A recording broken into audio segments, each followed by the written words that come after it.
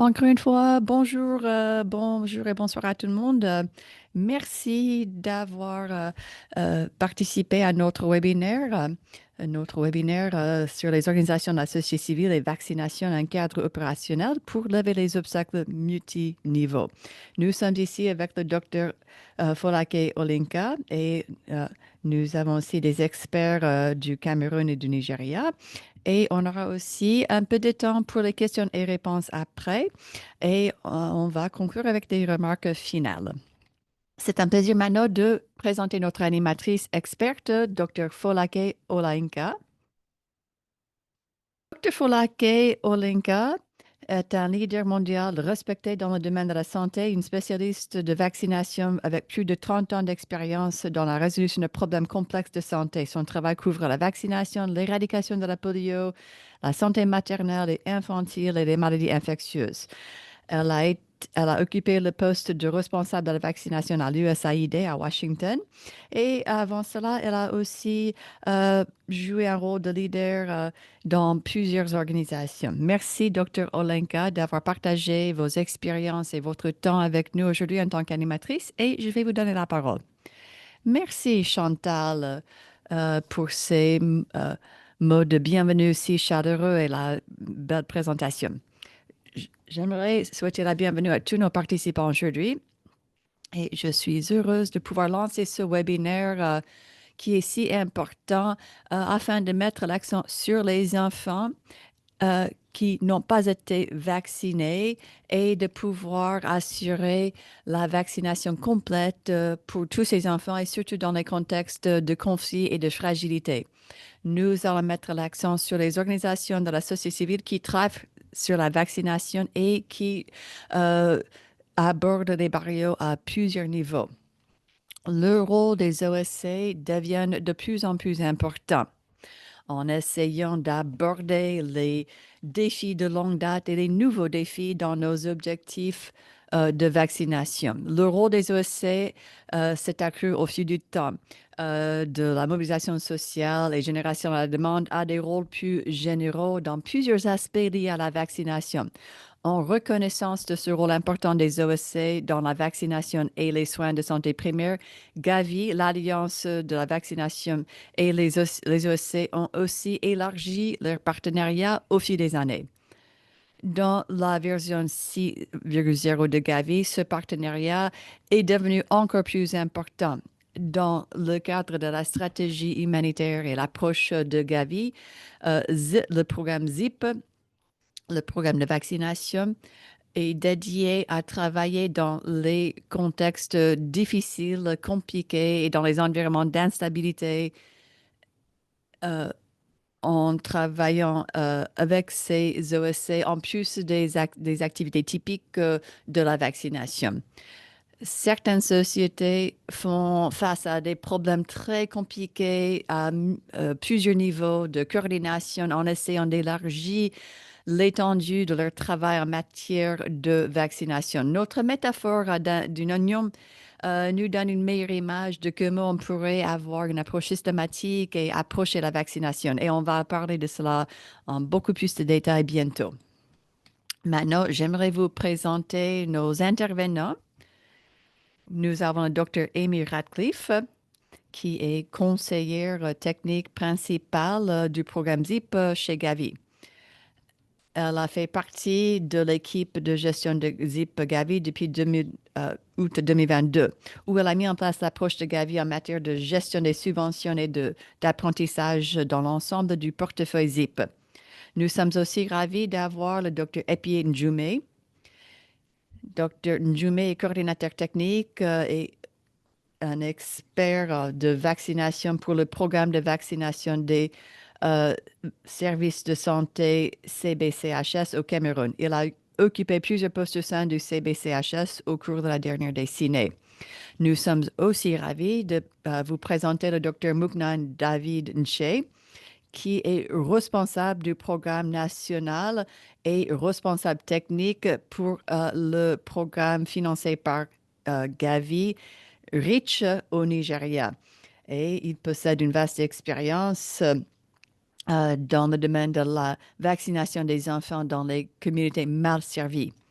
Et nous sommes aussi heureux d'avoir Lisa Hilme avec nous. Lisa Hilme est directrice exécutive du groupe CORE. Elle est infirmière, chercheuse et leader expérimenté avec plus de 30 ans d'expérience dans plus de 20 pays. Elle est reconnue pour ses approches fondées sur les droits, transformatrices en matière de genre et menées par les communautés afin d'améliorer la santé des femmes, des enfants et d'autres communautés défavorisées. Avec ce panel excellent, je vais maintenant passer au premier intervenant, Amy Radcliffe. À tout moment au cours du webinaire, si vous avez des questions, veuillez afficher vos questions ou vos commentaires dans la boîte questions-réponses Q&A en bas de votre écran. Merci et à vous, Amy. Merci de vous joindre à nous. C'est un webinaire euh, qui était vraiment un grand plaisir d'organiser. Et je vais commencer en parlant de ce qu'on appelle la métaphore de l'oignon. Et beaucoup d'entre vous connaissent cette tâche d'éplucher un oignon. Et on a appliqué cette idée, cette métaphore à notre travail dans le cadre du projet ZIP. Et l'expérience de beaucoup d'OSC, des organisations de la société civile, dans le domaine de ce travail que Gavi leur a demandé de faire.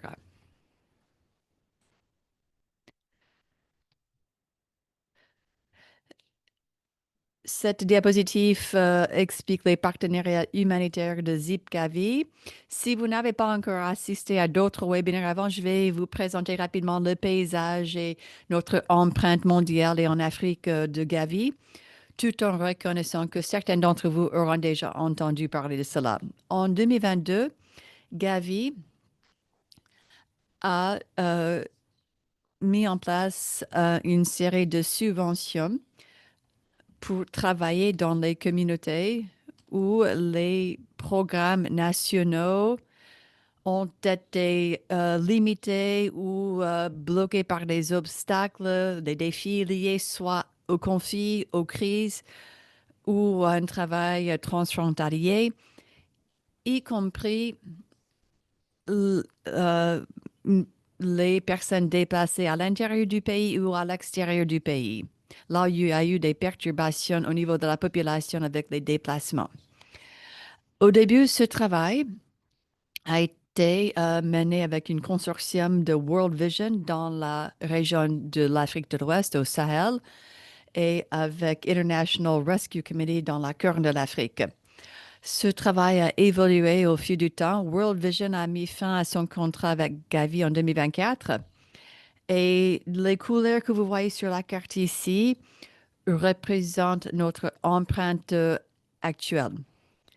Et j'aimerais signaler que le Nigeria était au début avec World Vision et maintenant travaille avec la subvention du Comité international de sauvetage. Et aussi, le Cameroun était au début avec World Vision et maintenant a une subvention indépendante avec CDCHS. Et j'aimerais reconnaître que Chan et CDCHS ont eu donc l'expérience de deux phases de ce travail. En premier avec nous sous World Vision et maintenant dans un nouveau format, Chan avec IRC et CBCHS, qui est la seule subvention individuelle à une OSC attribuée à une OSC nationale. L'objectif de Gavi consistait à fournir des subventions à des partenaires humanitaires afin d'élargir les programmes de vaccination et de rattrapage. Mais on demandait également à nos partenaires humanitaires d'assumer de nouveaux rôles que les OSC ou même les ONG n'ont pas joué avant dans le domaine de certains aspects de la vaccination du début jusqu'à la fin. Donc, essentiellement, ce n'est pas simplement un projet de génération de la demande, mais tout ce qu'on ne pourrait pas faire dans le domaine de la vaccination nationale, on demande aux OSC d'assumer ces rôles et ces tâches. Donc, c'était une projet assez vaste et large et dans certains cas, les OSC ont dû peaufiner, adapter leur rôle et leurs approches. En travaillant avec ce programme, on a eu quelques autres difficultés, des défis que nous avons rencontrés. ZIP demandait aux OSC de se charger non seulement de la vaccination de routine, mais aussi de rattrapage pour les enfants jusqu'à l'âge de 5 ans.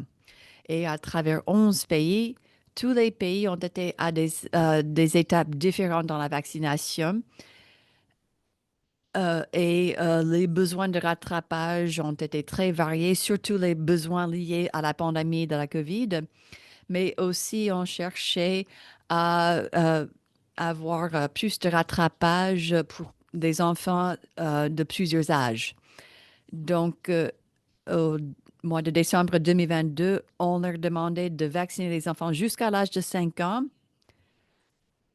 avant que l'Alliance de Gavi n'avait même pas annoncé ce grand rattrapage et tout l'appui associé à ce programme de rattrapage. C'était aussi avant que chaque pays s'est engagé au grand rattrapage et aurait eu les stratégies, les ressources et les logistiques en place pour le faire. Donc, en effet, on demandait aux OSC de faire quelque chose que les pays n'avaient pas encore prévu de faire. Et c'était vraiment quelque chose qui était nouvelle, perturbatrice, mais aussi quelque chose qui était très prometteuse. Maintenant, on avance de 2022 lorsqu'on a établi tout ce programme jusqu'à avril 2024. On avait une table ronde avec les leaders de ZIP à Nairobi au Kenya, les participants de IRC de World Vision. Et on, on a discuté des barrières. Dans beaucoup de cas, les OSC pensaient au niveau de la communauté. Souvent, dans le domaine de la vaccination, on vous demande ou on demande aux ONG d'assumer le travail au niveau des communautés. Le changement de comportement social, génération de la demande, mobilisation de ressources au sein des communautés, etc. Mais on n'a pas souvent demandé aux OSC d'aller jusqu'à la fin du processus, même de travail sur l'accès aux vaccins qu'on ne pouvait pas euh, trouver avec le programme national. Donc, on a discuté avec ses partenaires, ses parties prenantes pour discuter des barrières et on a souligné notamment les obstacles politiques. Et on a passé beaucoup de temps en discutant de ces défis en avril 2024 parce que pratiquement tout pays avait certaines normes ou politiques qui avaient été restrictives et dans certains cas, les politiques et les normes ont été tellement contraignantes que la vaccination de rattrapage n'était même pas possible. On a fait donc une cartographie de ces barrières et on a analysé ces barrières et les icônes que vous avez vues sur cette page indiquent les niveaux où ces barrières existaient et les niveaux où il fallait appliquer nos efforts de plaidoyer coordonnés pour essayer de surmonter ces barrières ou d'enlever les restrictions. Et nous avons constaté que ce n'était pas uniquement au niveau district ou régional, ce n'était même pas, cela ne se limitait même pas au ministère de Santé nationale. Parfois, c'était aussi lié au ministère des Finances ou les autorités régionales de la santé et des recommandations au niveau régional. Et il y avait eu certainement aussi des barrières au niveau mondial avec Gavi et aussi l'Alliance et l'OMS. On a commencé donc à aborder toutes ces barrières et chaque fois qu'on abordait certains défis, on faisait un peu de progrès, ensuite on faisait deux pas en arrière. Et on s'est rendu compte que c'était comme si on épluchait une oignon. Et avec chaque couche qui était pelée, épluchée, parfois on pleurait. Donc c'était un travail frustrant. Et on s'est dit, si on décidait plutôt de couper l'oignon et pas d'éplucher l'oignon avec chaque niveau, mais de couper plutôt l'oignon. Lorsque on a organisé ce même écosystème que vous avez vu avec les icônes sur la diapositive précédente, c'est le même schéma, mais avec une autre couleur qui signifie l'oignon. Mais pour montrer que lorsqu'on a profité du pouvoir de levier de Gavi et des programmes nationaux de vaccination et des ministères, et on a profité aussi des effets de levier des OSC elles-mêmes, nous avons pu réfléchir à ce processus avec une vue d'ensemble pour toutes ces questions et ces problématiques et vraiment couper l'oignon. Je vais vous donner un exemple de comment nous avons pu faire cela dans le cas d'un nouveau problème assez compliqué. Voici un exemple des appareils Indigo et j'attire votre attention à la photo en bas. L'homme à gauche qui a le sac à dos. Il s'agit d'un appareil qui est très sophistiqué pour la technologie, mais une science simple qui est déployée d'une façon très innovatrice.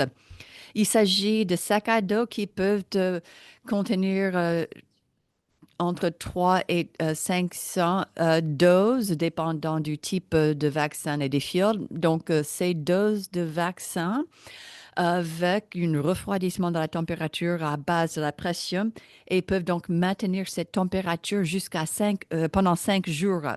Ceci facilite donc le transport des vaccins sur les motos et le stockage aussi des vaccins au dernier site, dernier kilomètre jusqu'à 5 jours.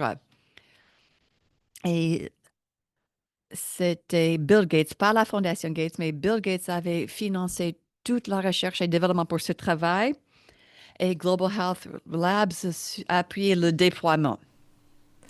Ensuite, toute cette coordination était sous différentes entités, mais gérée par Global Health Labs. On a commencé à travailler avec eux. Ils ont fait un projet pilote dans un pays, mais ils n'avaient pas de préqualification de l'OMS. Alors, acheter ces dispositifs, les faire passer au pays, obtenir le soutien de ces pays n'était pas possible jusqu'à ce qu'on ait atteint le point d'avoir une préqualification. Une fois qu'on ait fini par être prêt en janvier 2025, maintenant la qualification et la préqualification avait été octroyée. On a budgétisé pour ceci dans tous les pays pour l'IRC et le travail apparenté. Et en janvier, l'IRC est venu vers Gavi pour dire cela pourrait prendre très longtemps à résoudre. Et dans certains pays, ça pourrait prendre 8 mois. Parce que maintenant, il faut passer par toutes les couches de cet oignon. Et on est inquiet qu'on ne pourra pas faire entrer ces dispositifs dans le pays jusqu'à la fin de l'année. Est-ce qu'on devrait les annuler? Est-ce qu'on devrait les éliminer de notre budget? Passons donc à la prochaine diapo.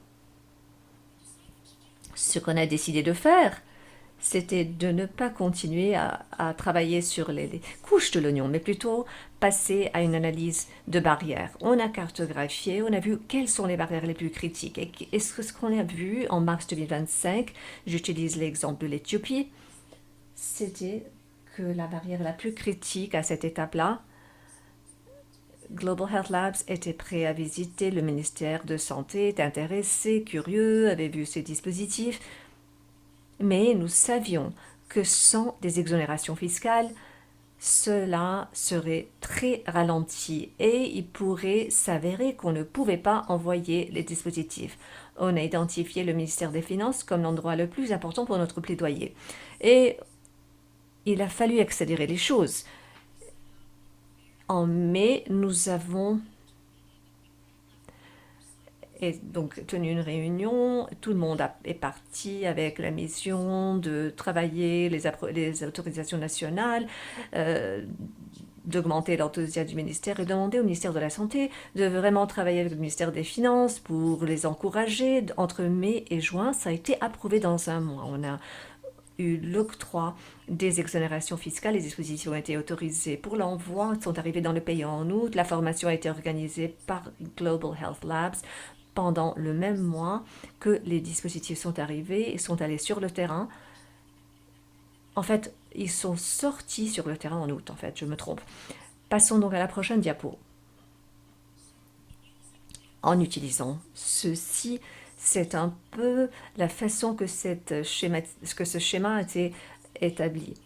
On a dit en fait que l'exonération fiscale était la partie la plus importante. Mais pour ce faire, avant de demander des exonérations fiscales, il fallait que tout le monde soit organisé en se concentrant sur le ministère de Santé. Parce que plutôt que de faire que Gavi pose la question au ministère des Finances, il fallait que ce soit un processus interne. On a concentré donc l'attention de Gavi, de l'IRC, et donc sur le ministère de la Santé, on a utilisé l'Assemblée mondiale de la santé à Genève pour avoir une rencontre en face à face avec le ministère de la Santé donc de l'équipe pays de Gavi. Passons à la prochaine diapo. Ceci pour dire, cela montre vraiment que même si vous pouvez utiliser cette approche, la métaphore en soi était très importante. On n'avait pas besoin d'un atelier pour vraiment comprendre ce processus. Il nous a fallu une réunion. On avait fait une organisation pour dire c'est le ministre des Finances qui est le plus critique. Comment pouvons-nous tous organiser nos tâches? Et une fois qu'on aurait amené ce cadrage à la table, là, on a pu quitter cette réunion d'une heure avec des missions claires pour donc déverrouiller ce processus et faire transporter ces dispositifs Indigo. Merci, je m'arrête là.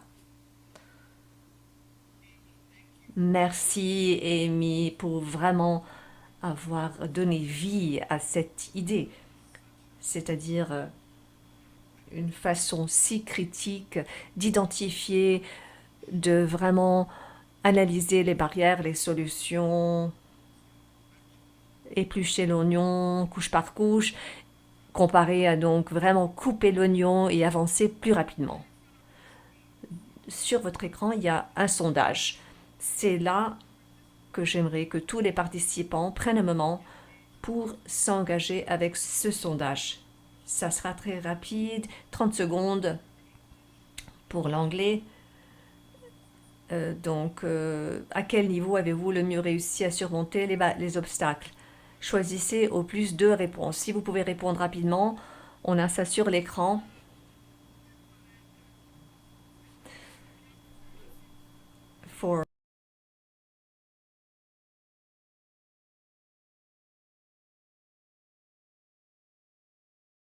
Vous pouvez aussi répondre en français pour les francophones. Merci.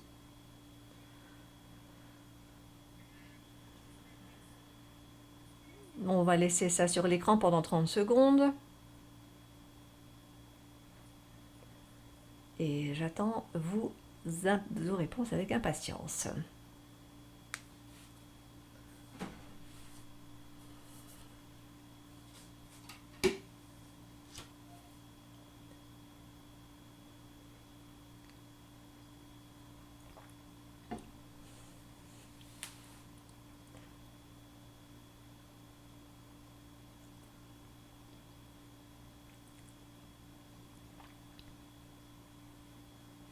D'accord, 5 secondes.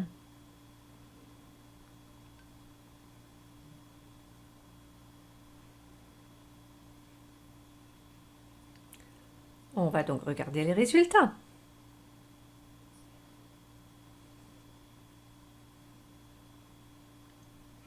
C'est merveilleux.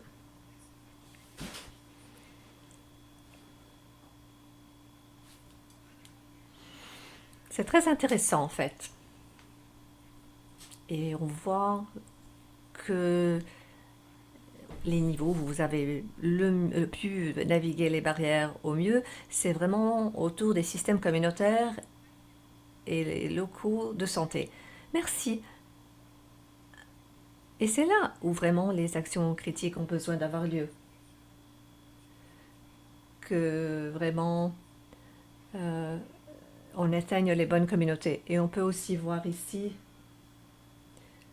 si vous parcourez les systèmes de santé nationaux et infranationaux, que vous arrivez à un niveau moyen, et là où vous avez indiqué Les moins de succès, c'est vraiment autour du système de santé mondial. Et cela reflète plutôt, je pense, là, les lieux où vous travaillez.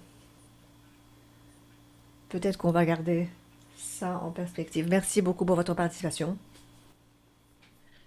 Merci d'avoir partagé vos perspectives. Maintenant, j'aimerais passer à notre intervenant suivant qui va partager son expérience très pratique du Cameroun et comment ils ont pu travailler avec ce cadre, le docteur Epie Ndjoume. Vous avez la parole.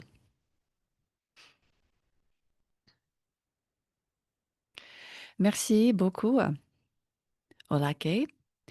Bonjour, bonjour à tout le monde. Je suis Epie Ndjoume. Je suis coordinateur technique pour le projet ZIP au Cameroun. Je vais partager l'expérience du Cameroun avec le déploiement de ce programme et certains défis et problèmes que nous avons rencontrés. Et je vais parler aussi de nos approches et ce que nous avons adapté et changé avec cette métaphore de l'oignon. Au Cameroun, au nord et dans la région du nord-ouest et sud-ouest, qui sont principalement des régions anglophones, il y a eu un conflit qui existe maintenant depuis 10 ans, où les groupes de séparatistes se battent pour se séparer du reste du pays et ceci a mené à la perte de vie, destruction de la propriété et énormément de personnes déplacées à l'intérieur du pays. Les gens doivent quitter leur village, aller vivre dans d'autres parties du pays. Certaines doivent aller aussi en dehors du pays, dans le pays avoisinant du Nigeria. Comme vous pouvez voir sur la carte,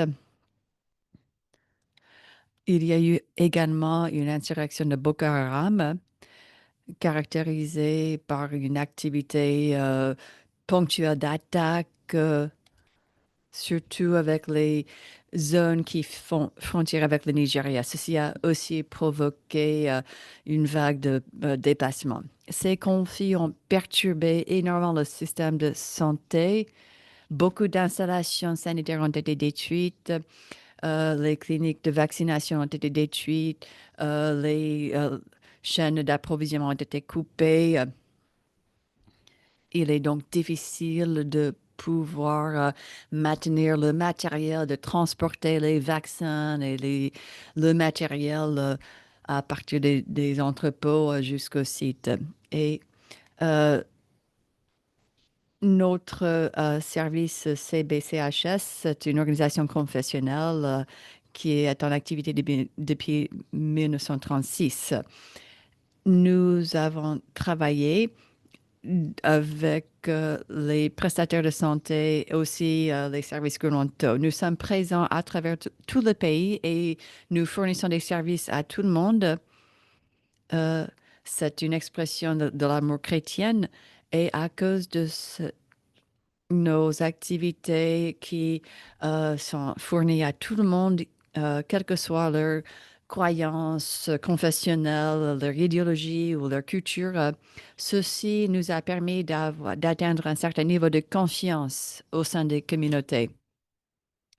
Aussi, nous sommes présents dans les régions les plus rurales et éloignées où il n'y a pas d'autres prestataires. Ceci donc nous a donné une bonne position.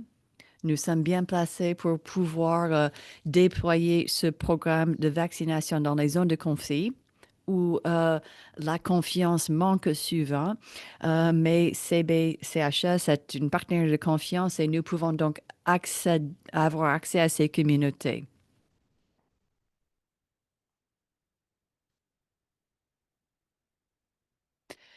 CBCHS a commencé ce programme de vaccination en 2022. On a commencé avec les vaccins en août 2023. Mais on s'est rendu compte rapidement qu'en dépit du fait qu'on utilisait euh, les stratégies, les approches et on profitait de nos contacts au niveau communautaire, on avait quand même du mal à intégrer les programmes de vaccination. avec d'autres services humanitaires. Et on a rencontré plusieurs problèmes. Le premier, c'était que les vaccinateurs n'administraient pas les vaccins à des enfants qui avaient 12 mois ou plus. Et on a trouvé cela dans toutes les régions où nous travaillons.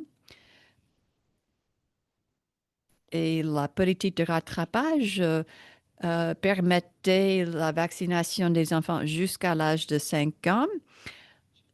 Et quand on a vérifié avec les superviseurs au niveau district et régionaux, on nous a dit qu'il fallait avoir une autorisation pour vacciner ces enfants parce que normalement, ils sont considérés comme hors cible, c'est-à-dire qu'ils ne faisaient pas partie de la population cible pour la vaccination de routine. Donc, on a travaillé avec les bureaux centraux du programme élargi de vaccination PEV pour leur informer qu'il fallait appliquer cette politique de rattrapage. Et ceci s'est déroulé pendant le mois de septembre et d'octobre. On a imprimé donc des calendriers de rattrapage, on a formé les vaccinateurs, mais ensuite, on s'est rendu compte rapidement que les outils de collecte de données étaient insuffisants pour capturer les données pour les enfants qui étaient âgés de plus de 12 mois. Donc, on a dû fournir d'autres outils afin de prendre en compte ce groupe d'âge dans la collecte de données. Donc, en passant par une étape à l'autre, on a pu surmonter ces obstacles. Comme je l'ai dit, avec les diapositives précédentes, nous avons eu un calendrier de rattrapage, mais ce n'était pas euh, euh, opérationnel et les vaccinateurs n'étaient pas formés. Et un autre aspect important, c'est que le calendrier de rattrapage qui était partagé était assez compliqué parce que il ne permettait pas d'administrer les vaccins MCVI et le Penta lors de la même visite. Et aussi, cela nécessitait un intervalle de 6 mois et ceci, euh, euh, ceci voulait dire qu'il y avait beaucoup d'enfants qui ont été laissés de côté et n'ont pas pu être totalement vaccinés. Et dans certains cas, dans ces zones de conflit, les familles ont dû chercher de l'abri ailleurs ou les déplacés avaient vraiment du mal à pouvoir prédire là où ils allaient être pour être vaccinés dans 6 mois. Et ceci a eu beaucoup d'impact. On a eu des épidémies de rougeole dans certains districts et dans nos domaines de focus. Quand nous avons pu surmonter cette barrière et on a pu vacciner les enfants de plus de 12 mois, lorsqu'on est arrivé à la deuxième phase du projet en février 2025, nous avons anticipé que parce qu'on travaille dans de nouveaux districts, on allait rencontrer les mêmes problèmes et nous avons donc adopté une différente approche dans ce sens où on avait déjà les calendriers de rattrapage qu'on pouvait disséminer. On a fait de la formation très tôt dans le processus pour être sûr que les vaccinateurs étaient capables de pouvoir capturer les données et que les équipes de vaccination étaient équipées pour pouvoir assurer la collecte de ces données sur le terrain.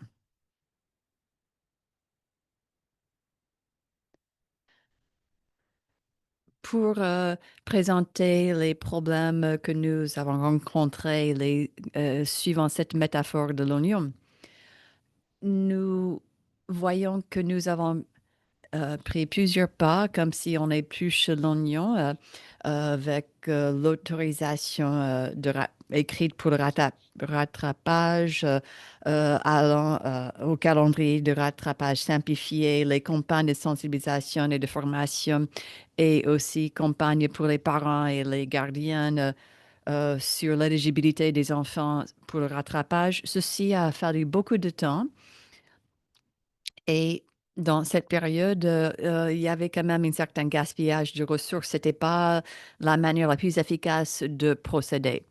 Alors que si on avait anticipé toutes ces barrières à ces différents niveaux, on aurait pu travailler plus tôt pour surmonter ces obstacles et on aura pu économiser du temps et des ressources et on aurait pu mener le programme de vaccination de manière encore plus efficace et on aura pu cibler encore plus d'enfants.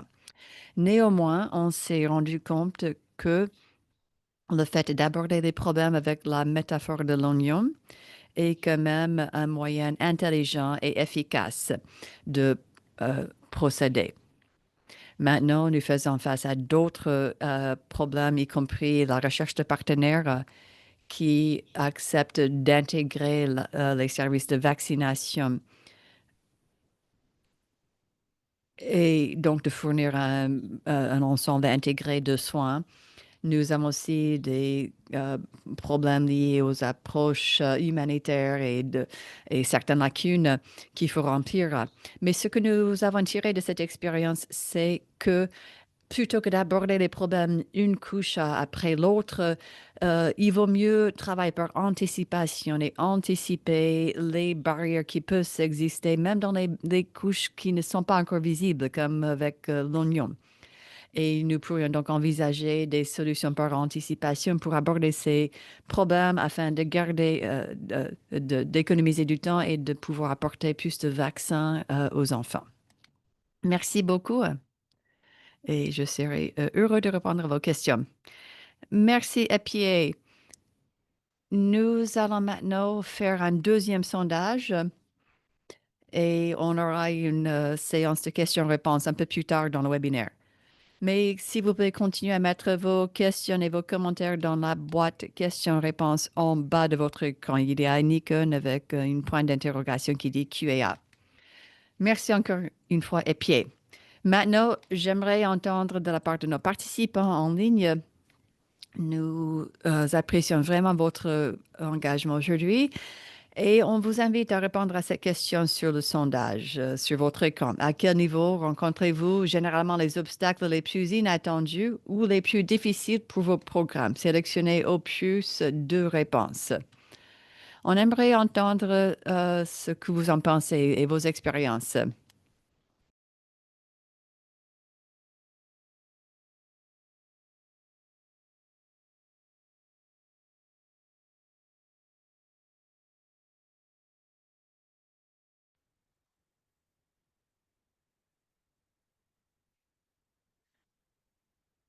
Vous pouvez répondre soit en anglais, soit en français, et on va vous donner 30 secondes pour donner-nous votre réponse.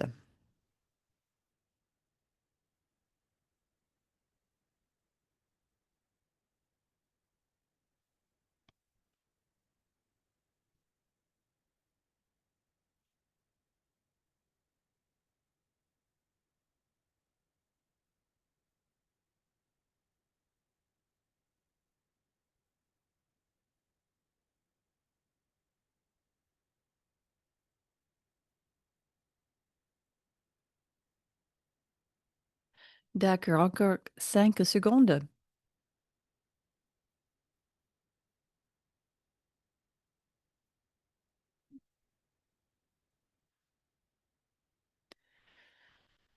Voyons les réponses, s'il vous plaît.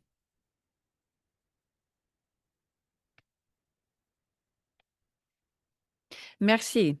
Ah, ça c'est vraiment très intéressant de voir là où vous avez eu des barrières les plus inattendues pour vos programmes.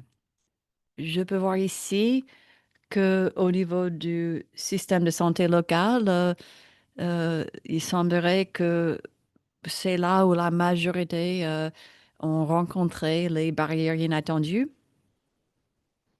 suivi par le niveau du ministère national de la Santé. Ça, c'est aussi très intéressant, ou bien au niveau du Grand National. et aussi au niveau de la communauté et de la famille. Je pense que, encore une fois, ceci reflète le travail ou le niveau où la plupart d'entre nous travaillent et le fait d'apporter des approches et des stratégies pratiques pour assurer la vaccination complète.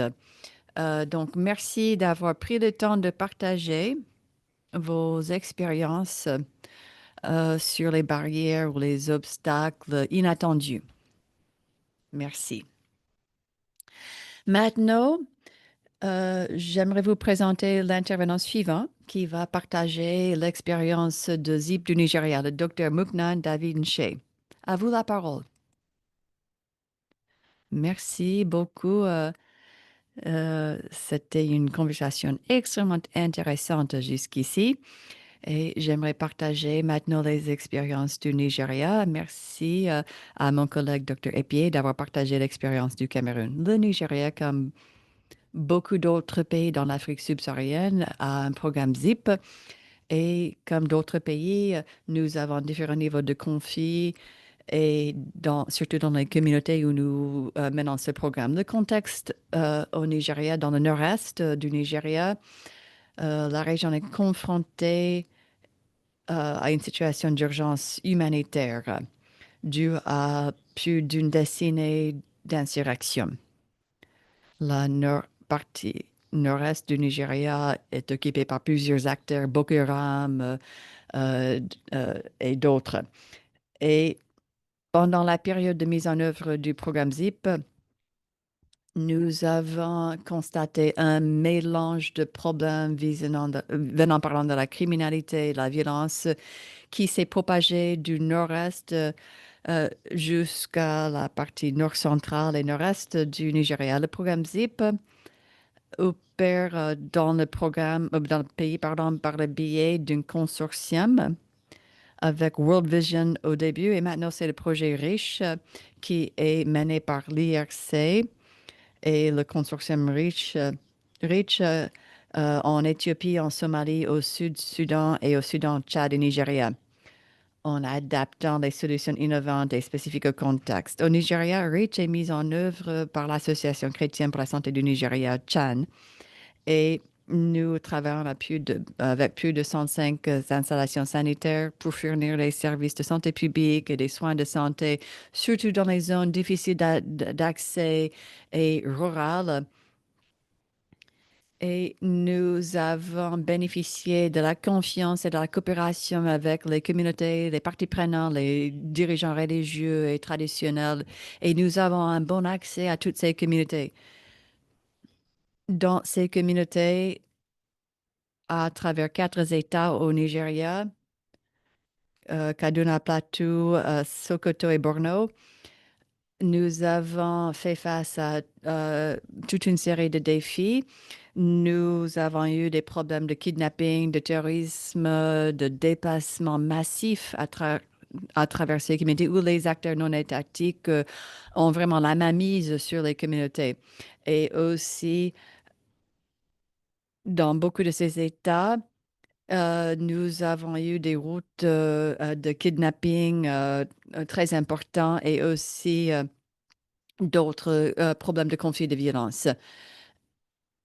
Et tous ces facteurs rendent le travail extrêmement difficile et c'est très difficile pour les enfants d'accéder aux vaccins et pour les systèmes de santé du gouvernement de coordonner, de mener des activités de manière efficace.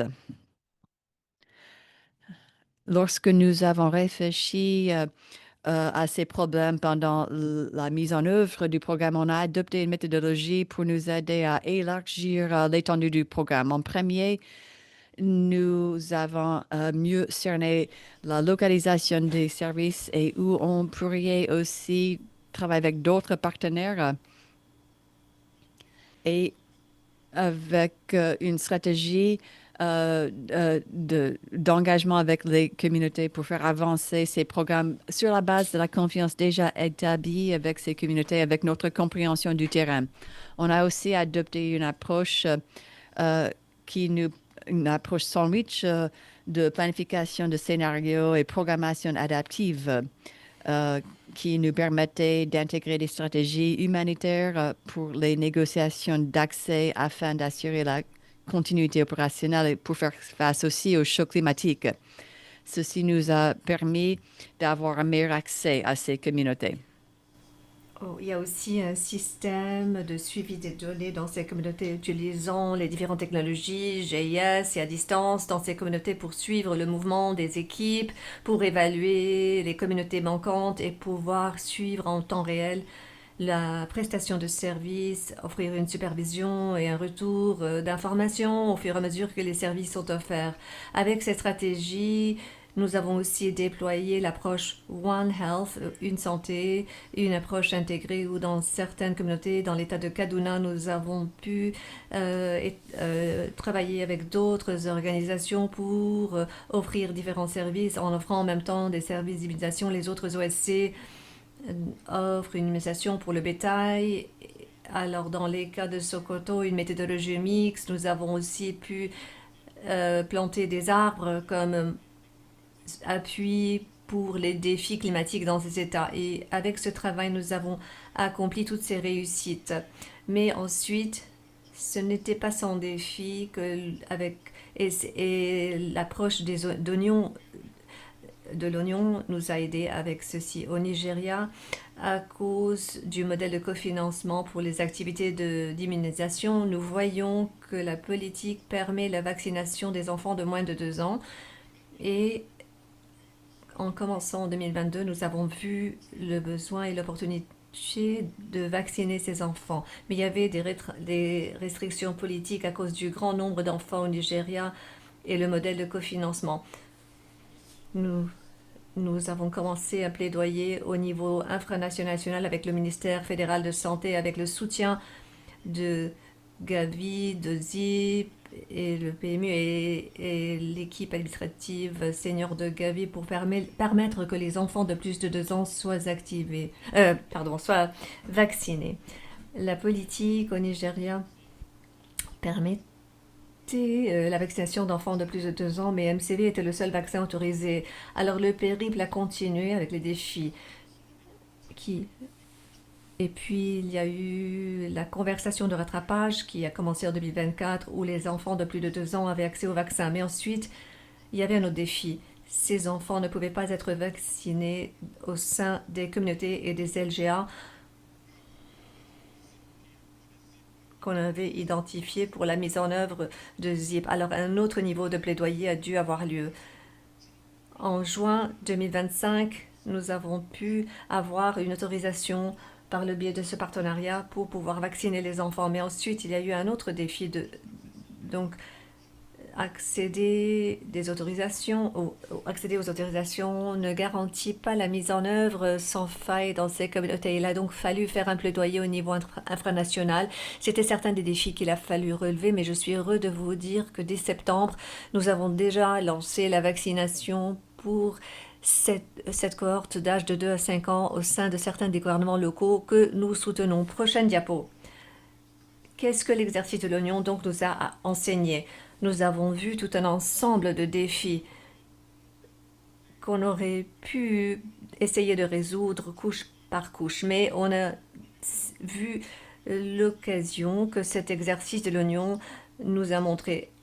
Il y a donc l'enfant de 0 dose qui est privé de multiples niveaux et là il serait privé de beaucoup de soins. Il a fallu faire un travail à cause de l'approche de cofinancement nigérien, même s'il y avait déjà une conversation au niveau des politiques, il fallait accéder aux vaccins de ce modèle pour qu'on puisse les administrer dans les différents corps d'âge au Nigeria. Cela a lancé une conversation avec le secrétariat de Gavi, le PMU, donc de ZIP, et les directeurs pays ZIP. Au niveau national, il fallait donc faire un plaidoyer pour les vaccins, pour qu'ils soient accessibles dans les 4 États et les 9 gouvernements locaux où la mise en œuvre de ZIP avait eu lieu. Cela voulait dire aussi que la conversation opérationnelle qui incluait l'accès aux données, aux outils de données et aux données des vaccinations. Donc tout cela est un travail qu'il a fallu réalisé. Au niveau infranational, même si on avait reçu les autorisations au niveau national, cela devait être communiqué pour que les cohortes d'âge de 2 à 5 ans soient aussi accessibles au niveau infranational, niveau local, communautaire. Il a fallu avoir une conversation avec les pourvoyeurs de soins pour donner de l'accès aux enfants, les leaders communautaires, les parties prenantes, pour pouvoir créer la demande pour accéder aux enfants. Cela nous a aidé donc à résoudre aussi. Quelles sont les réflexions que nous pouvons partager en tant que pays? Nous voyons qu'il y a un nombre de leçons qui peuvent être tirées de cet exercice. Utilisant l'exercice de l'oignon, nous nous sommes rendus compte qu'en tenant cette conversation au niveau infranational, il fallait aussi avoir des conversations avec UNICEF, avec le niveau de l'État, de LGA, comme je l'avais dit auparavant, et aussi approfondir la demande. Ce que nous avons pu accomplir, ce que l'exercice de l'oignon ou la métaphore de l'oignon nous a aidé à comprendre et à analyser, c'est vraiment des leçons que nous avons tirées et que nous aimerions partager avec vous ici. En nous penchant sur l'outil de l'oignon, l'outil nous aide à vraiment comprendre les défis réels. Et cela nous permet de nous pencher sur les défis auxquels serait confronté tout OSC en essayant de mettre en œuvre ces programmes. Tout type d'exercice d'immunisation routinière dans ces communautés ZIP. Ce n'est pas simplement un défi qui provient des communautés, des familles, mais c'est un défi qui tranche le niveau mondial, national et jusqu'au niveau communautaire. Cela nous a aidé à voir que nous aurions pu économiser du temps si nous avions étudié les défis dans les différentes couches quand il a fallu lancer la mise en œuvre et essayer donc d'avoir ces conversations avant de revenir à promouvoir les changements nécessaires. Et cela a eu un impact sur le temps et cela aurait donc pu être fait dès le début.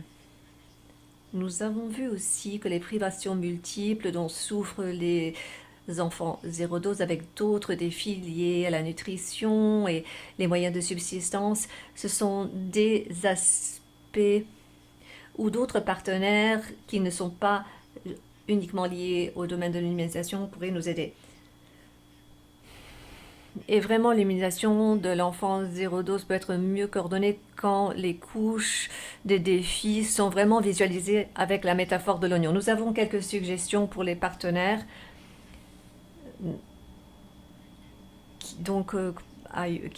que les partenaires peuvent utiliser en s'engageant avec cette approche. Premièrement, identifier les barrières de façon précoce et donc appliquer cette métaphore. Cela nous aide non seulement à voir les barrières internes et externes, mais aussi aide donc à analyser les risques qui existent avec la mise en œuvre de sorte à ce que les modifications puissent être apportées rapidement. Et là où vous avez besoin de l'appui d'autres partenaires dans cet espace, cela vous aide à y accéder et à raccourcir le temps nécessaire pour que l'accès aux soins arrive plus vite pour les enfants qui en ont besoin. Nous voulons aussi parler du fait qu'il est important de communiquer donc à travers les différents niveaux. Il faut donc partager ces informations avec les bailleurs, mais avoir cette conversation aussi avec le mécanisme de financement et avec les partenaires locaux. Et donc, il faut identifier que même si ces antigènes sont disponibles, il faut avoir des discussions avec les autorités de santé locales pour former et reformer les agents de santé pour que ces vaccins soient livrés correctement. Le séquencement de ces actions est important et la métaphore de l'oignon nous a aidé à voir comment nous pouvons analyser ces solutions et les appliquer en parallèle. Ne pas attendre pour les faire au niveau national et infranational. Ça nous aide aussi à défendre l'intégration des services de santé quand nous voyons ceci du point de vue de l'approche One Health. Et j'aimerais aussi dire que quand J'aimerais dire que nous avons pu, avec cet exercice, documenter les différents défis qu'il a fallu relever et de vraiment offrir des solutions et de négocier au sein du partenariat. Je vais m'arrêter là et je vais attendre vos commentaires et vos questions et au fur et à mesure qu'on continuera avec la conversation. Merci à vous. Dr. Mukna, merci d'avoir partagé. C'était une présentation extrêmement intéressante, partageant votre expérience dans les contextes fragiles et de conflits très compliqués au Nigeria. Vous avez vraiment apporté une perspective très pratique avec cette métaphore de l'oignon et une approche à multiniveau et une approche vis-à-vis des barrières multisectorielles. Merci. Maintenant, nous allons passer un peu de temps pour répondre à vos questions. Et nous avons nos intervenants, nos experts ici qui peuvent répondre à vos questions. Je vous encourage d'utiliser la boîte questions-réponses en bas de votre écran pour afficher vos questions ou vos commentaires. J'aimerais inviter nos intervenants à activer leur caméra, Dr. Mukna, Dr. Epier et Dr. Amy. S'il vous plaît, activez vos caméras. Et la première question, je pourrais lancer le ballon en attendant à ce que d'autres mettent leurs questions dans la Q&A. Ma question, c'est pour Epier et Muknan. C'est une question qui porte sur l'application de la métaphore de l'oignon. Est-ce que vous pourriez nous dire qui, qui ont été les acteurs clés en utilisant cette approche de l'oignon? Et à votre avis, quelle était la plus grande valeur ajoutée avec l'adoption de cette approche ou cette métaphore de l'oignon? Je vais poser cette question à Epi Jumet en premier et ensuite Muknan David après. Epi, à vous la parole, s'il vous plaît. Merci pour cette question. Au Cameroun, nous avons constaté que les, euh, les acteurs qui étaient chargés de la mise en œuvre des projets, les superviseurs au niveau régional et district, étaient vraiment les acteurs clés en termes de l'implication des parties prenantes pour identifier ou co-créer des solutions visant à aborder les différents problèmes rencontrés. Mais en général, surtout pour les autres problèmes qui doivent toujours être abordés, c'était aussi, cela dépendait de la question ou du problème en question.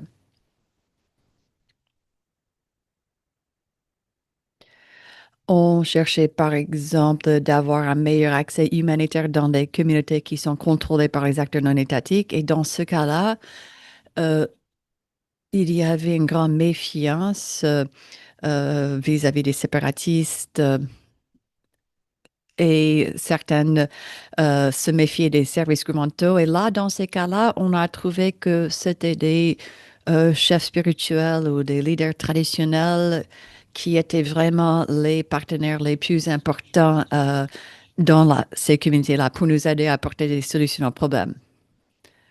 Mais dans d'autres cas, par exemple, les lacunes en matière de formation ou de coaching, c'était plutôt les parties prenantes au niveau des services gouvernementaux, au niveau national ou même les partenaires mondiaux comme l'OMS, l'UNICEF et Gavi. En termes de la valeur ajoutée, en réfléchissant à ces questions avec la perspective de la métaphore de l'oignon, la plus grande valeur, c'est que ceci nous a permis de gagner du temps et d'économiser nos ressources. Parce qu'avant, avec les projets avant, dans les premières phases, On a appris qu'il était vraiment essentiel de pouvoir anticiper les différents problèmes et barrières au niveau différent et de pouvoir les aborder en même temps, simultanément. Merci. David, est-ce que vous voulez ajouter quelque chose? Oui, merci. Au Nigeria, nous avons constaté que la métaphore de l'oignon était utile euh, pour euh, être pour l'application à la mise en œuvre par les équipes de mise en œuvre, parce qu'il fallait aborder les différents niveaux de défis et il fallait impliquer tous les acteurs et les réunir à la table de discussion pour parler de ces défis.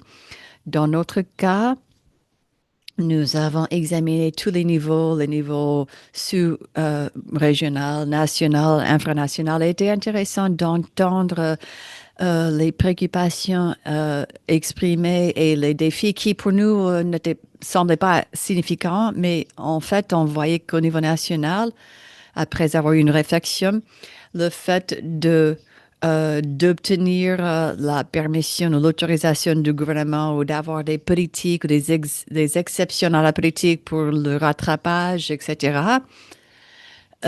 La communication de ces politiques, ces approbations, il fallait les disséminer aussi au niveau local et régional. Et donc, ces niveaux de compréhension des barrières qui existent étaient aussi très importants. Nous avons aussi constaté qu'il était important d'impliquer d'autres partenaires, d'autres parties prenantes et de concevoir, qui ont contribué également à la conception de stratégies de vaccination d'autres partenaires. Un réseau élargi de partenaires était utile aussi dans cette conversation pour avoir plus de voix qui contribuaient à la co-création de ces solutions et aussi à la prestation de ces services et mise en œuvre de ces programmes. C'était donc vraiment les facteurs clés de nos succès.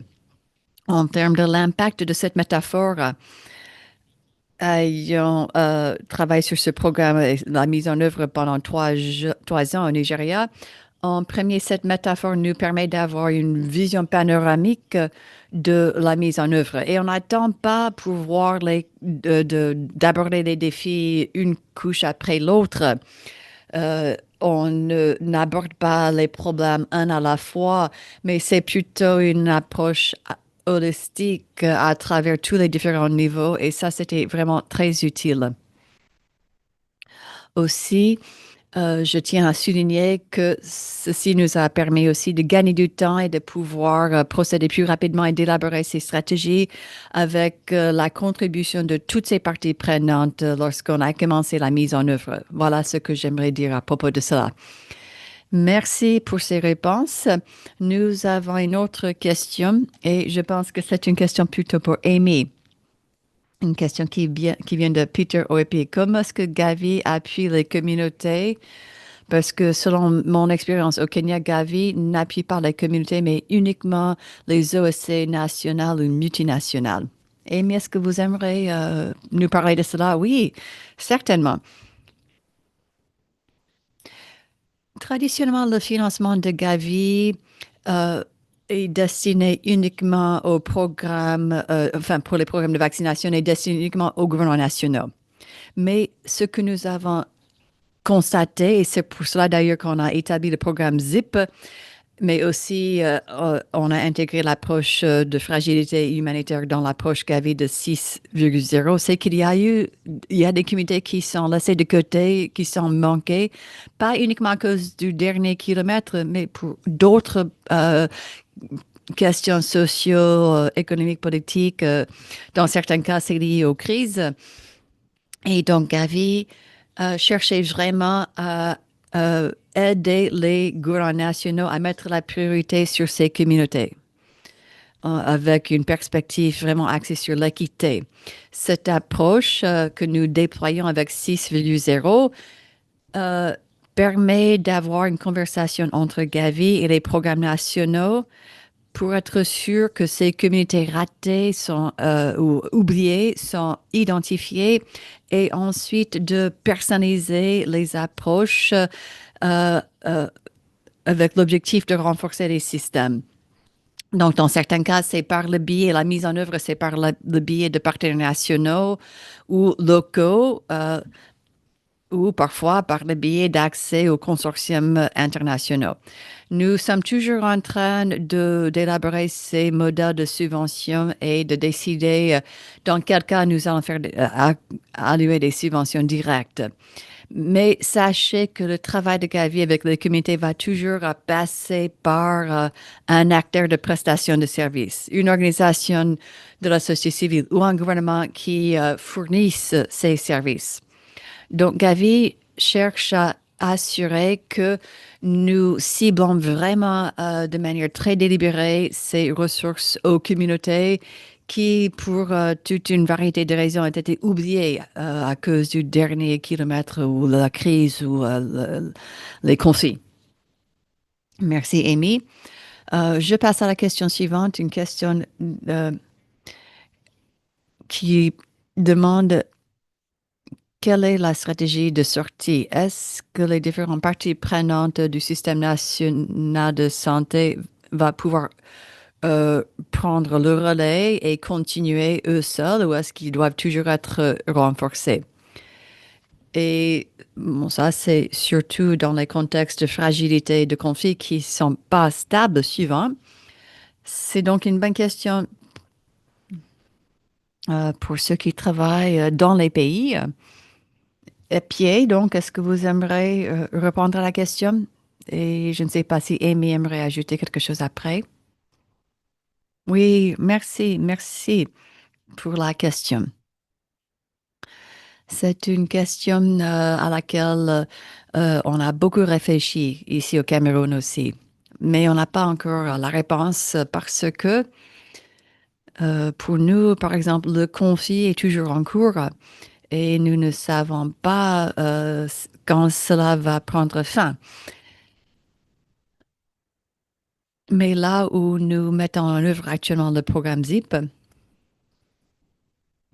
nous pouvons au moins administrer ces vaccins aux enfants et dans les endroits où nous ne travaillons pas, il y a eu des épidémies de rougeole où on a eu un district où la rougeole a été déclarée comme endémique il y a quelques semaines. Donc, ceci souligne l'importance de cette approche unique à la programmation. Mais il est très difficile de dire que le programme national de vaccination va pouvoir prendre le relais après, lorsque le projet va prendre fin, parce que on n'a toujours pas vu un scénario où la population commence à faire confiance totalement au gouvernement parce que accepter les vaccins, c'est une question de confiance aussi.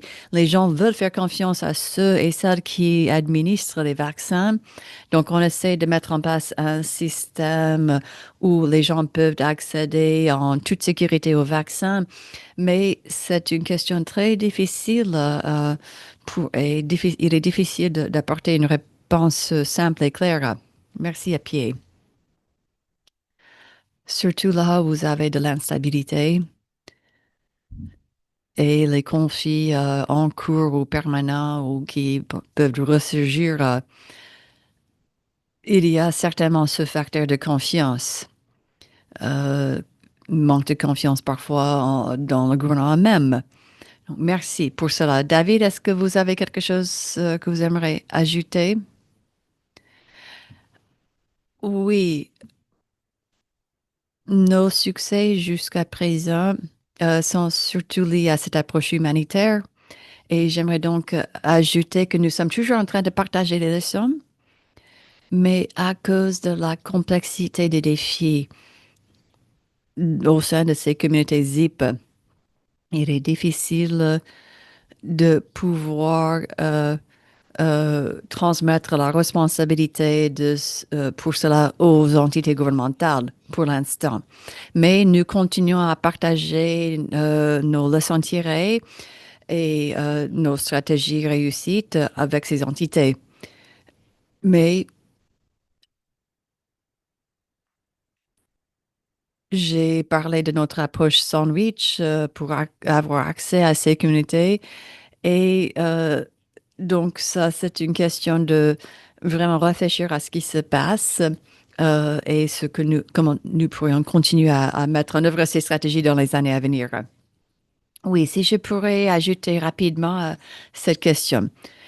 J'aimerais que les participants aujourd'hui entendent le point suivant à propos de ces deux projets. Ça, c'est que ces deux projets sont des cas exceptionnels où nous savons que le gouvernement n'aurait pas l'accès aux communautés et ne bénéficie pas de la neutralité ou l'indépendance. Donc, le fait d'avoir Chan et CBCH, est-ce qui mettent en œuvre ce programme, c'est ce qui sous-tend le succès. Dans ces communautés, il y a des problèmes de manque d'accès, risque de sécurité et méfiance vis-à-vis de l'État. On a d'autres situations, d'autres contextes dans le portefeuille de Zip et un exemple, c'est Tigra de l'Éthiopie où Zip est en place depuis un certain temps et nous avons construit et reconstruit dans plusieurs cas le système de santé. On a renforcé les fonctions qui doivent exister et nous essayons de voir quand nous allons pouvoir faire la transition. Euh, et de pouvoir. Nous ne voulons pas dépenser l'argent de ce programme de Gavi si c'est quelque chose qui devrait provenir du budget de l'État. Et nous voulons aussi coordonner avec le gouvernement, mais nous ne voulons pas le faire de façon prématurée. Nous ne voulons pas faire la transition de manière trop précoce et ensuite d'avoir des crises après ou des compromis qui vont encore une fois couper ou limiter l'accès pour ces communautés. Ce qui marche le mieux pour ces communautés, pour assurer que les principes des programmes humanitaires soient vraiment ceux qu'on utilise. Merci beaucoup, Amy. Une autre question qui a surgi. Quelles approches humanitaires sont critiques pour atteindre les enfants zéro dose et sous-immunisés? Et quelles sont les leçons tirées dans la liaison entre ces programmes humanitaires et les programmes d'immunisation? David, vous avez pas mal parlé de ceci. Est-ce que vous aimeriez lancer la discussion à ce sujet? Merci beaucoup. Alors, un aspect clé qu'il faut savoir, c'est que l'approche humanitaire, à cause de la fluidité de ces communautés, dépend des principes humanitaires, les principes de neutralité, d'indépendance, qui approfondissent la confiance et l'accès que nous aurons à ces communautés. Cela dit, à cause de la fragilité, il faut qu'il y ait une approche qui s'adapte au contexte. La majorité de ces mises en œuvre sont vraiment quelque chose qui doit être sensible au contexte, où il faut planifier les scénarios. Dans la majorité des endroits où nous travaillons au Nigeria, nous avons adopté une approche de localisation qui a été clé pour faire en sorte que les communautés aient confiance en ces services et ajouter ceci à la confiance dont nous jouissons avec les leaders traditionnels et religieux pour avoir accès à ces communautés. Cela devient donc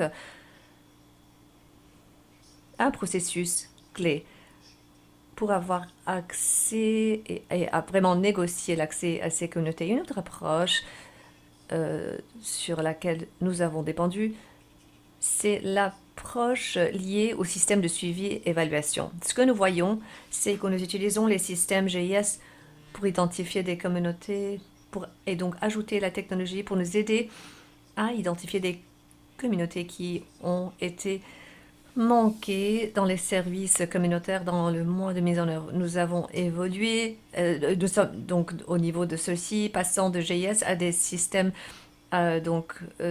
d'identification à distance. Maintenant, nous avons introduit la négociation, la conversation pour atteindre par le biais de cette méthodologie bespoke ou la méthodologie personnalisée.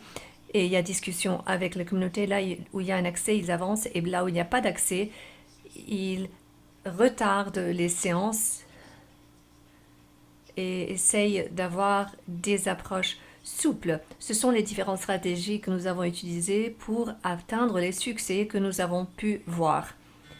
Merci. Est-ce que vous voulez ajouter quelque chose, Docteur Epier? Oui, merci pour ajouter à ceci. Au Cameroun, nous avons vu qu'intégrer les vaccins...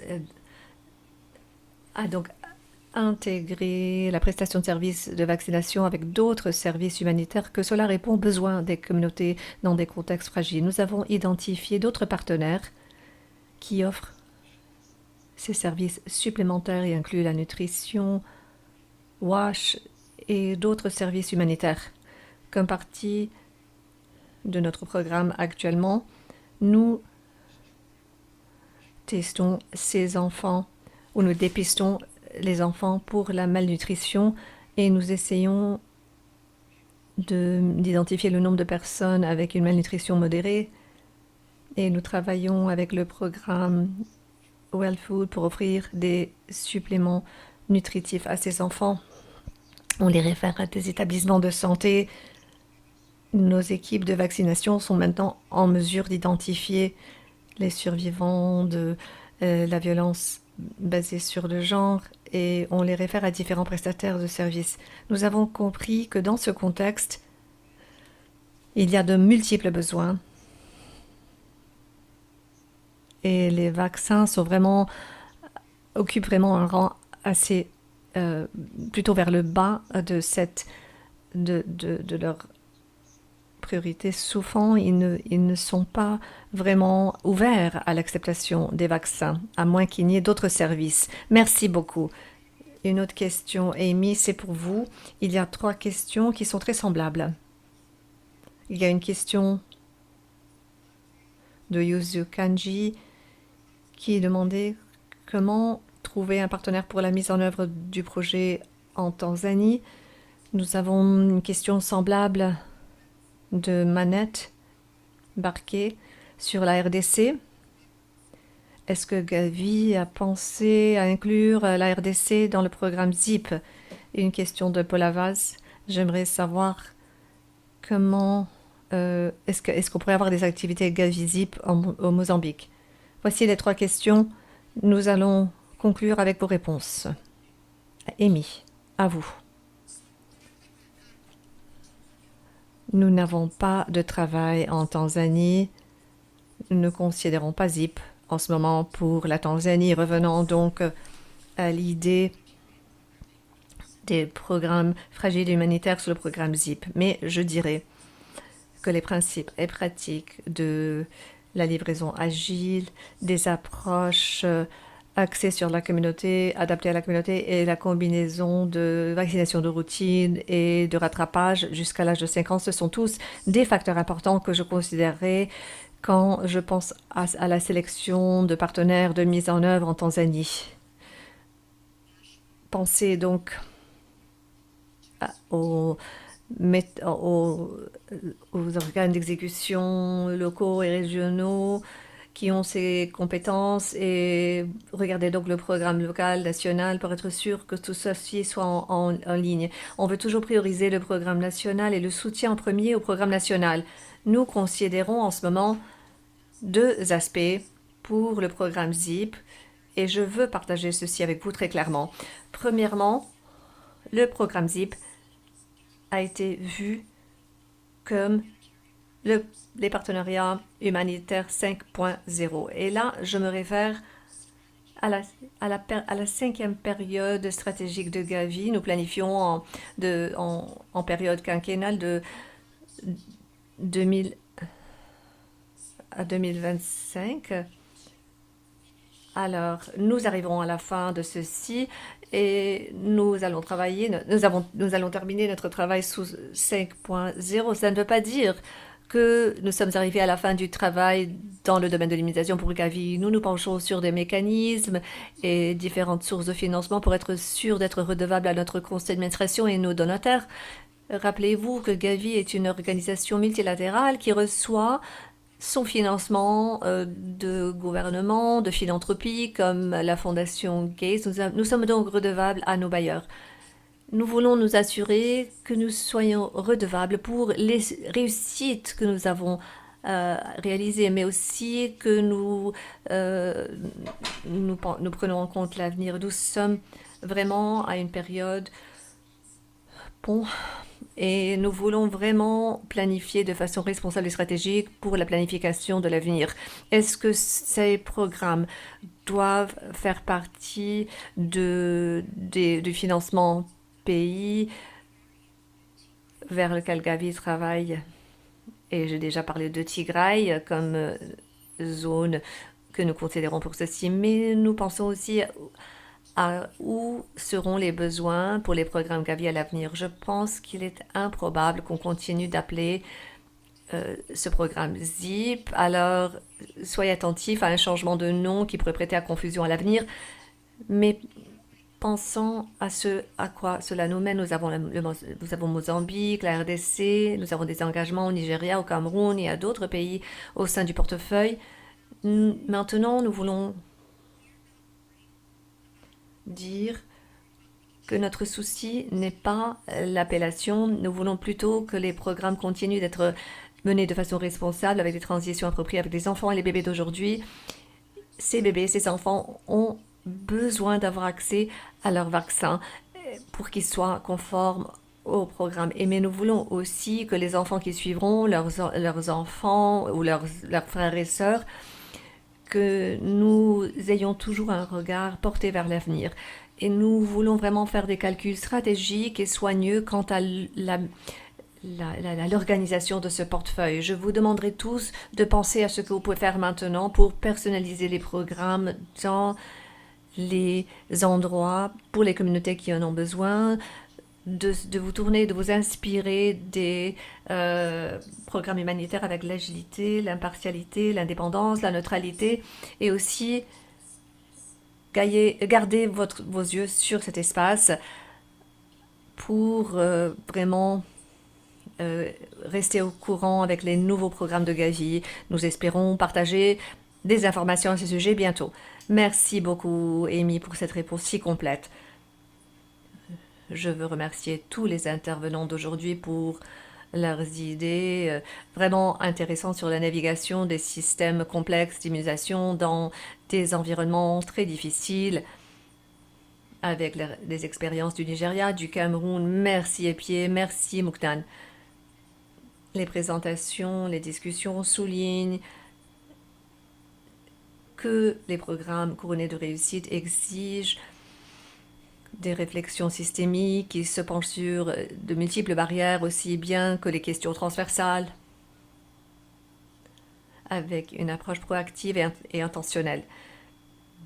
Nous l'avons entendu, beaucoup d'avantages pour conserver le temps, les ressources économisées, le travail conjoint et toutes les parties prenantes qui sont pertinentes pour les solutions localisées.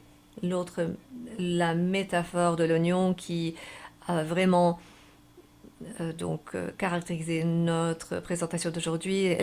Prenez ceci avec vous pour vraiment surmonter les barrières et trouver des solutions. Et j'ai aussi l'outil pour la synchronisation y inclut le plaidoyer conjoint. Je suis encore très enthousiaste au sujet de tout ce que j'ai entendu aujourd'hui. J'espère que c'est votre cas aussi. Maintenant, je vais m'arrêter là et j'aimerais passer la parole à Lisa. Alissa, à vous. Merci beaucoup, docteur. Au nom de Core Group, je veux vraiment remercier tous les participants pour avoir participé au webinaire d'aujourd'hui. Sans votre participation, vos questions, votre collaboration du monde entier, ces perspectives sont si importantes et nous espérons vraiment que la discussion vous a offert donc des informations importantes que vous pourrez rapporter chez vous. Je sais que vous n'allez plus jamais voir les oignons de la même façon. Nous sommes vraiment si reconnaissants de pouvoir remercier nos intervenants, notre modératrice, pour le partage de leurs connaissances, de leurs perspectives, dans des environnements très difficiles. C'est vraiment clé pour approfondir notre compréhension de ce sujet si critique. Merci, Dr. Foulouquet. Très bonne modération. Dr. Amy, Dr. Epier, Dr. Muknan, merci énormément pour avoir partagé, pour avoir donc pris votre temps. Je pense que des informations clés que nous avons entendues aujourd'hui, c'est vraiment la valeur de ces stratégies contextuelles, multicouches, pour les perspectives humanitaires. Nous avons parlé d'approches axées sur les êtres humains, le travail avec les ministères, donc la collaboration avec les organisations religieuses, faire appel à ces communautés locales. Le rattrapage est difficile et entendre certaines des stratégies que nos partenaires ont utilisées a été si important. Merci énormément. Nous nous attendons avec impatience à ce que vous soyez présents à notre prochain webinaire qui se concentrera sur l'intégration et la prestation d'humanisation complète dans les environnements humanitaires. Nous allons étudier comment ces approches intégrées rehaussent les services humanitaires, se concentrant sur les pratiques efficaces, les modèles de coordination et les stratégies qui feront la promotion de cet accès équitable pour les enfants dans les environnements humanitaires. Nous allons partager le webinaire et nous allons rester engagés avec vous à l'avenir. La présentation, l'enregistrement et la transcription seront bientôt partagés par mail. Encore une fois, merci pour votre participation. Nous sommes reconnaissants à l'équipe ZIP, à l'équipe Core Group qui a rendu cet événement ou ont rendu cet événement possible. Nous vous souhaitons une réussite continue et nous vous souhaitons une très bonne journée ou soirée. Merci beaucoup.